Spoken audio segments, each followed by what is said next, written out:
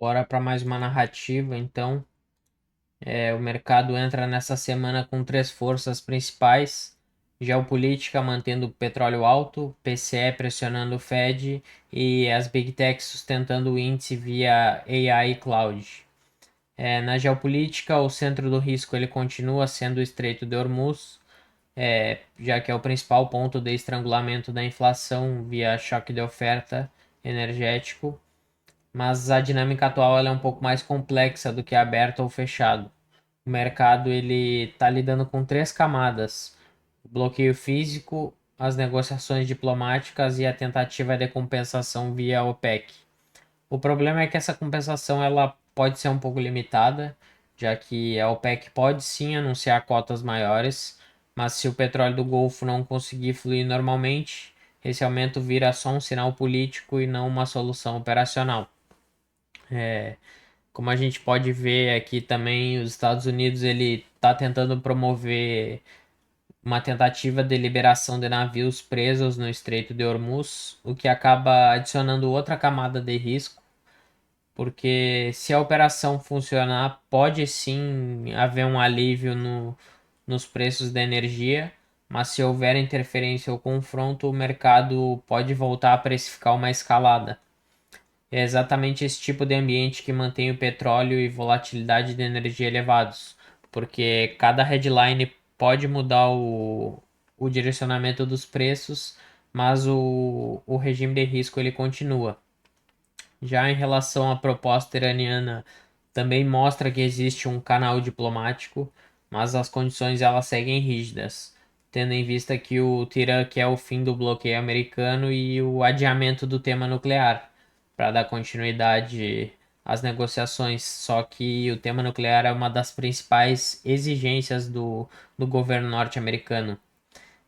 Isso significa que as negociações elas não estão mortas, mas também não estão perto de uma normalização simples. Para o mercado, isso mantém o choque como persistente e negociável, mas não resolvido. Já na macroeconomia, o guidance do Fed ficou um pouco mais difícil depois da divulgação do PCE na semana passada. A inflação cheia ela subiu 0,7 no mês, que foi o maior avanço em quase 3 anos.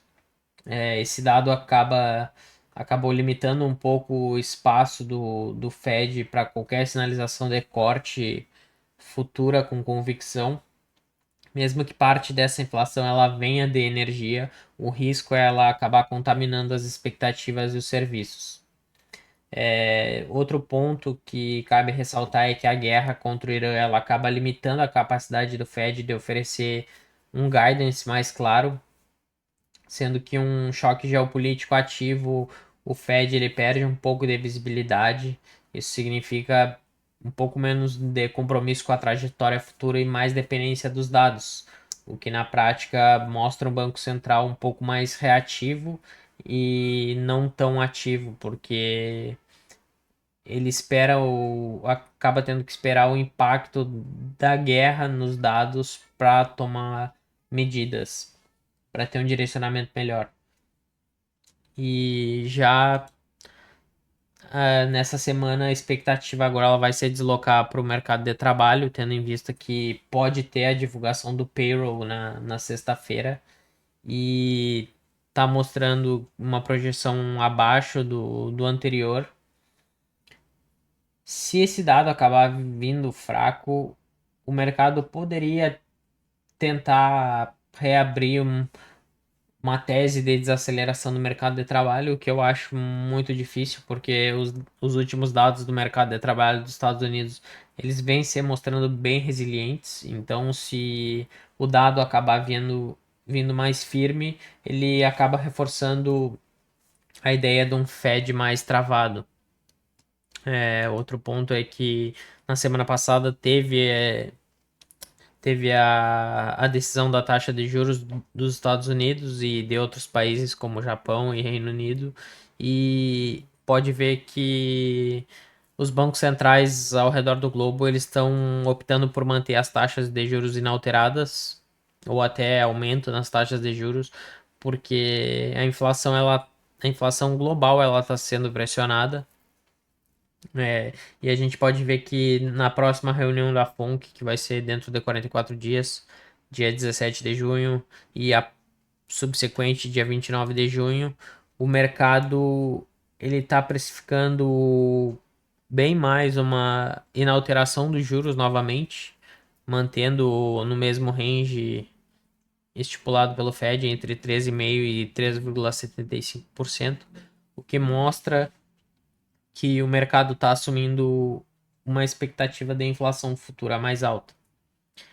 Já na semana passada também teve a divulgação do relatório de algumas das Big Techs que acabaram sustentando o mercado de renda variável, principalmente o índice Nasdaq, justamente por causa da AI Cloud, tendo o Google Cloud apresentado um crescimento de 63%, mas agora o mercado ele tá cobrando um retorno sobre o CapEx, até porque o mercado ele quer saber se o aumento dos custos de investimento com AI vai ter um reflexo nos resultados, nos retornos de curto prazo.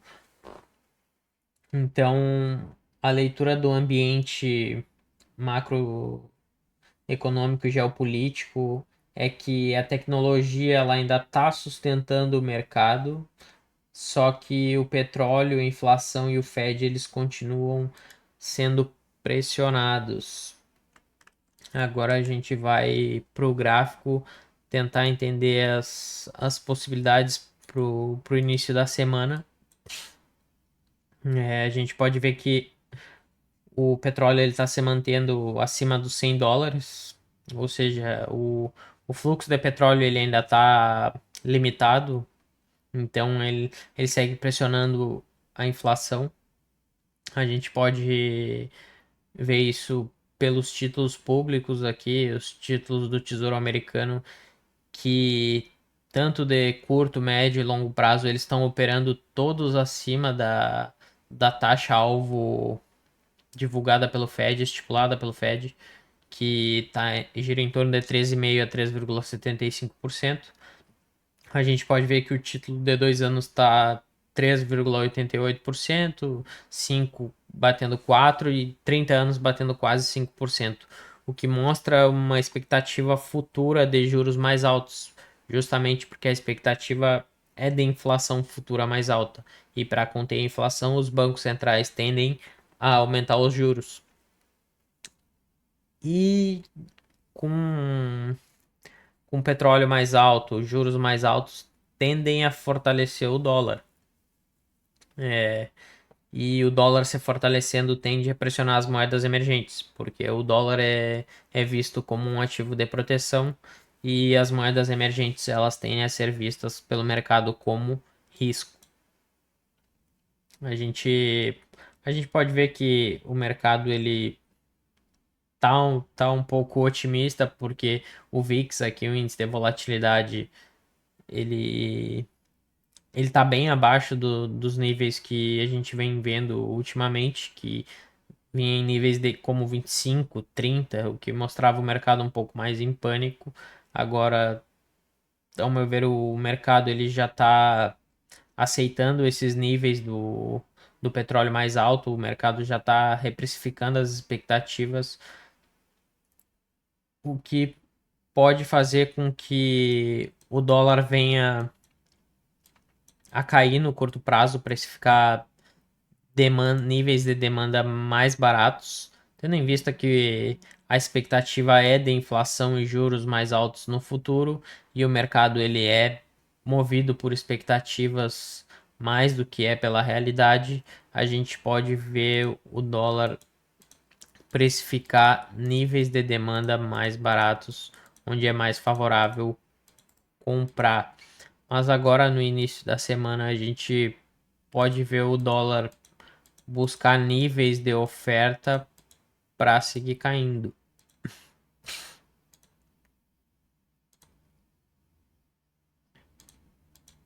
O mercado pode trabalhar dentro desse range e pode romper essa demanda para vir buscar níveis de demanda mais abaixo. já que no futuro o dólar tende a se fortalecer por causa dos títulos e por causa da inflação, então o mercado pode precificar níveis de preço mais baratos antes do dólar começar a subir. Então, acredito que no início da semana, dependendo de como for a reação do mercado à geopolítica, o dólar pode corrigir um pouco mais. É, os metais aqui, apesar deles servirem como renda de proteção, como ativos de proteção, em momentos em que o petróleo pressiona a inflação e acaba pressionando juros e dólar, os metais tendem a perder força, porque o retorno dos metais ele está atrelado à valorização dos mesmos e títulos eles têm uma rentabilidade atrelada, então é bem mais favorável comprar títulos do que comprar metais. Então a expectativa é que o dólar no início da semana ele pode começar em queda, talvez ele caia durante a semana inteira. Vamos ver também como vai vir os dados do payroll ao longo da semana. E agora partindo para o índice Nasdaq, a gente pode ver que o índice ele expandiu bastante, ele vem renovando as máximas e já não tem mais estrutura do preço para trás aqui, porque a última máxima histórica era no nível de 26.250. O preço já conseguiu romper essa região e depois de romper essa região, ele vem formando um canal de alta. E ele está trabalhando uma estrutura de alta, expandindo, renovando as máximas, corrigindo em níveis de demanda e no fundo do canal aqui. Então, se o mercado continuar com um otimismo, acredito que ele pode renovar as máximas e vir buscar níveis psicológicos. Os alvos agora eles giram em torno desses níveis psicológicos, principalmente números redondos como esse 28 mil aqui. Então, acredito que agora no início da semana o índice ele pode corrigir, alinhar o fluxo e renovar as máximas. Apesar do índice estar bem caro, bem precificado na oferta, se o mercado ele seguir otimista, acredito que o índice pode seguir renovando essas máximas. E se o índice romper níveis de oferta, alinhar o fluxo, a gente pode buscar por vendas acima desses níveis e compra nesses níveis de demanda. Se a gente for traçar esse range de M15, o preço não buscou nem 50%. Então, pode ser que esse seja o range e o preço venha buscar uma região de demanda aqui embaixo para poder dar continuidade ao fluxo de alta. Os metais aqui, o ouro, a gente pode ver que ele atingiu um nível de demanda aqui, nível de demanda bem interessante que teve força para romper outros níveis de oferta lá atrás. Então, o mercado, se o petróleo ele seguir subindo, os títulos seguirem se fortalecendo, o ouro ele pode fazer mais correções, então ele pode corrigir mais, alinhar o fluxo e entregar mais uma baixa. Ou ele atingindo esses níveis de reteste aqui, onde o preço segurou bastante. Ou se ele romper esses níveis, pode buscar níveis mais acima. A leitura para o início da semana é essa. Agora é esperar ver como os mercados vão reagir. E é isso.